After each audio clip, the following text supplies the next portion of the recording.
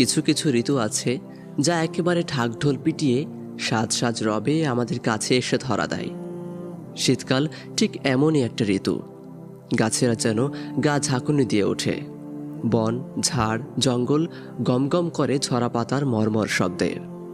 সকাল আর সন্ধ্যের কুয়াশাচ্ছন্ন সময়, পত্রপল্লবে মিশে থাকা শিশির বিন্দু, গা জুড়ানো নরম রোদ এবং চারিদিকে পিঠাপুলির ঘ্রাণ মন মাতিয়ে রাখার জন্যে শীত ঋতুর জুড়ি মেলাই ভার। তবে এটাও ঠিক যে শীত হলো চরম এক আলসে ঋতু। রোদ আর আলোর অপর্যাপ্ততা, ভারী বাতাস এবং ঠান্ডার আবহ দেহ আর মনকে ভার করে তোলে। কাজে কর্মে চটপটে ভাবটা ক্ষীণ হয়ে আসে বেশ। বয়স্কদের জন্য এই ঋতু তো অত্যন্ত বেদনাদায়ক বটেই। আজকালকার সোশ্যাল মিডিয়ার যুগে শীতকালকে কেন্দ্র করে নানান ধরনের ফ্যাসিনেশন চোখে পড়ে। অবিবাহিতরা হাপিত্যেসে ভুগেন, আরেকটা শীতকাল চলে এলো, বিয়ে করা হলো না। এই মজা মস্করাগুলো খেলার ছলে হলে ঠিক আছে, কিন্তু শীতকাল মানেই শুধু বিয়ে আর পিঠাপুলির ঋতু নয়।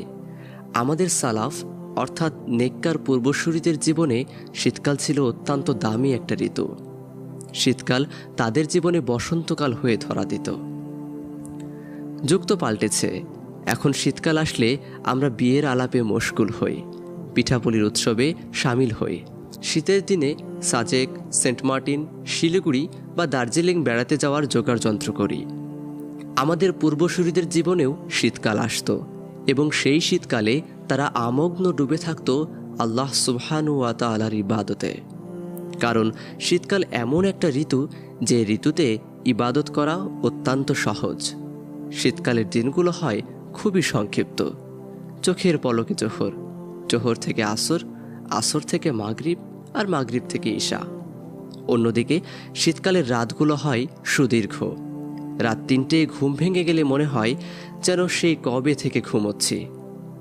দিন ছোট হওয়ার কারণে শীতকালে নফল সিয়াম রাখা সহজ হয়, বেশি ক্ষুধা লাগে না। রোদের সীমাহীন তেজ না থাকায় তৃষ্ণায় বুক ফাটে না।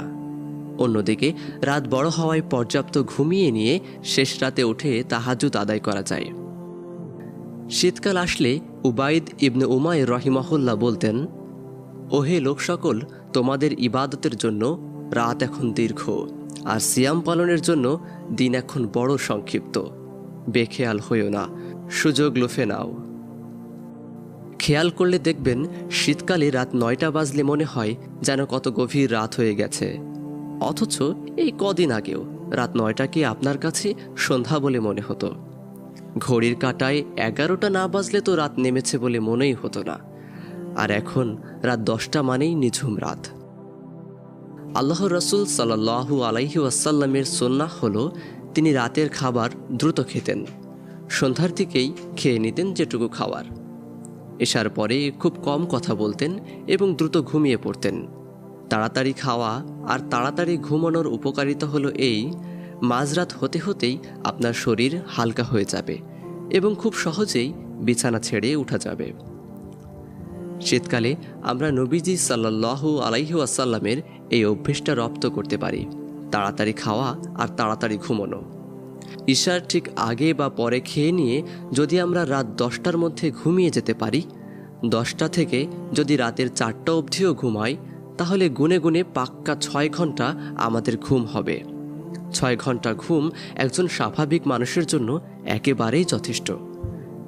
এখন তো ফজর ওয়াক্ত শুরু হয় প্রায় 5টার দিকে, তাই 4টায় জাগলে আমাদের হাতে কাটাই কাটাই 1 ঘন্টা থাকেই কিয়ামুল লাইল তথা তাহাজ্জুদ আদায়ের জন্য। 15 অথবা 20 মিনিট যদি ফ্রেশ হওয়া, ওযু করা এসবে লেগে যায়, বাকি 40 মিনিট থাকছে জায়নামাজে দাঁড়ানোর জন্য। প্রতিদিন শেষ রাতে 40 মিনিট আপনি তাহাজ্জুদে দাঁড়াচ্ছেন। কি এক চমৎকার ব্যাপার, তাই না?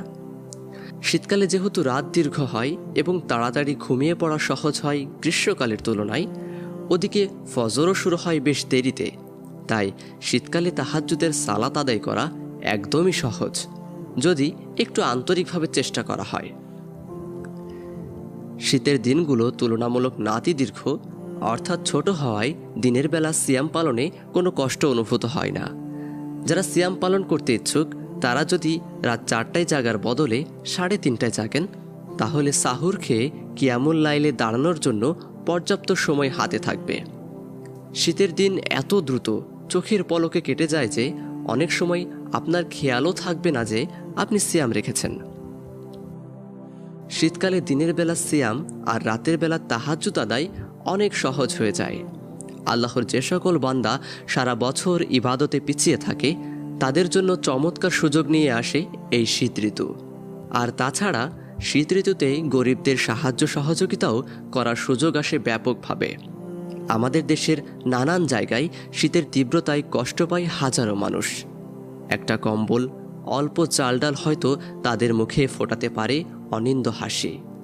সিয়াম আর কিয়ামুল লাইলের বাইরে এ সমস্ত গরিব মানুষগুলোর পাশেও আমরা দাঁড়াতে ভুলব না ইনশাআল্লাহ।